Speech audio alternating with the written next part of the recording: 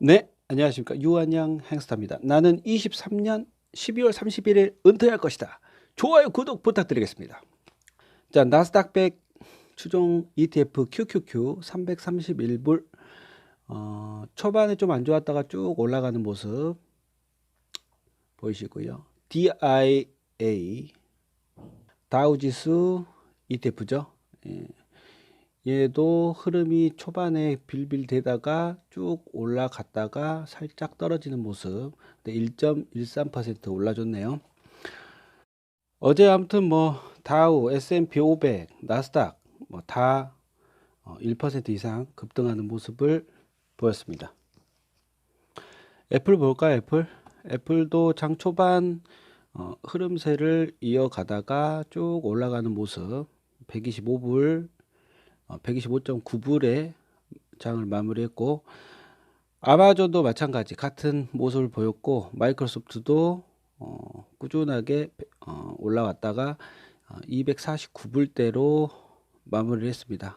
각각 어제 2% 이상씩 올라주는 기염을 토해주면서 장을 이끌었죠. 그래서 SMH ETF 반도체, 얘도 이제 초반에 등락폭을 보이다가 1.66% 상승하는 모습으로 마무리를 했고, NTSX 얘는 이제 거래량 자체가 많이 없기 때문에 이런 차트, 점 차트 형식으로 이제 나와 버리죠. 1.43% 올랐다. ARKK 어제 같은 경우는 초반에 흐름을 좋게 보이다가 살짝 떨어지는 모습을 보였다가 다시 약상승으로 마무리를 했습니다. 그래서 ARKK 같은 경우에는 실적이 잘 안 나오는 애들을 소형주 위주를 갖고 있기 때문에 지금 장 흐름 자체가 나스닥 100 대형주 위주로 움직이고 있지 않습니까? 그래서 ARKK 상승 폭이 좀 크지 않았다라는 부분. 자, 원유, 시추, 에너지 섹터가 각각 4%, 뭐 2%대로 하락을 했습니다. 기술 섹터, 반도체 섹터가 많이 올라왔고, 섹터별로 보면 전통 산업 쪽에서 기술 반도체 섹터로 돈이 들어오는 모습, 갔다 오는 것보다 기다리는 게 개인 투자자들한테는 좋죠. 예. 자신 없으면 좋은 기업 들고 있는 것이 낫다. 물고기 쳐놓고 기다리는 것이 낫죠. 그래서 가치주도 굉장히 올랐고 성장주도 올랐는데 대형 성장주 위주로 올랐다. 이런 흐름이 지속될 것이라고 저는 판단을 하고 있습니다. 4월 실적 발표 전까지. 근데 그 기대감을 가지고 빅테크들이 받쳐줄 것이고, 나스닥도 뭐 월요일 장이 좋았기 때문에 전체적인 4월 장도 좋을 것이다라고 판단을 하는 거죠. 지금 전고점 제가 이제 전체 자산 비율로 자산 시드 금액, 평가 금액이죠. 그래서 30만 8,683불, 308683.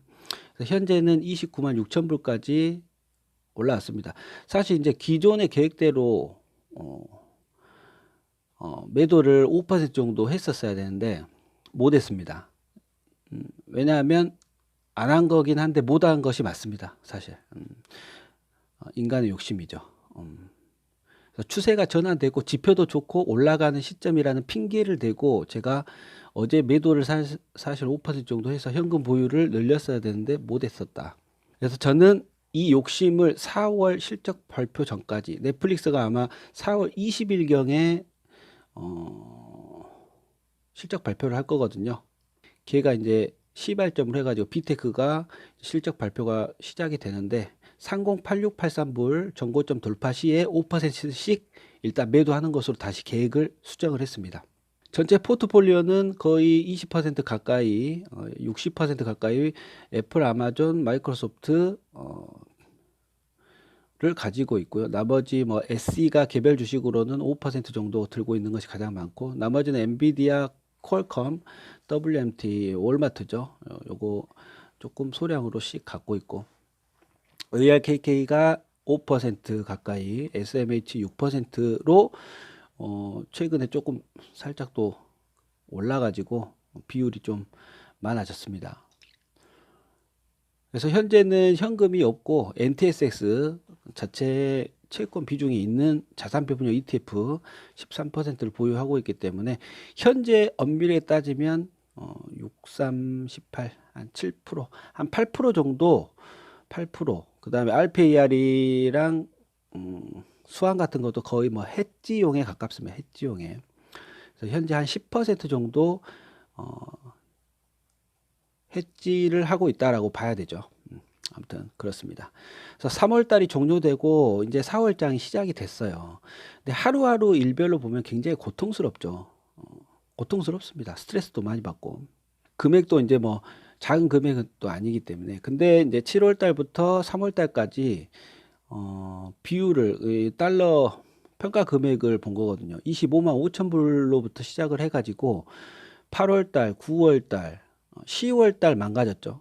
10월 달 25만 불로 저점을 찍고 내려갔는데 이때 굉장히 고통이 컸습니다. 당해보면 알아요. 당해보면. 그리고 11, 12, 1월 달까지 쭉 올라가면서 30만 불까지 찍고 내려오거든요. 30만 불까지. 근데 이제 달별로 달 말 평가 금액으로 봤을 때 29만 6천 불대로 장 종료를 했었었죠. 그리고 2월, 3월 조정해가지고도 28만 불.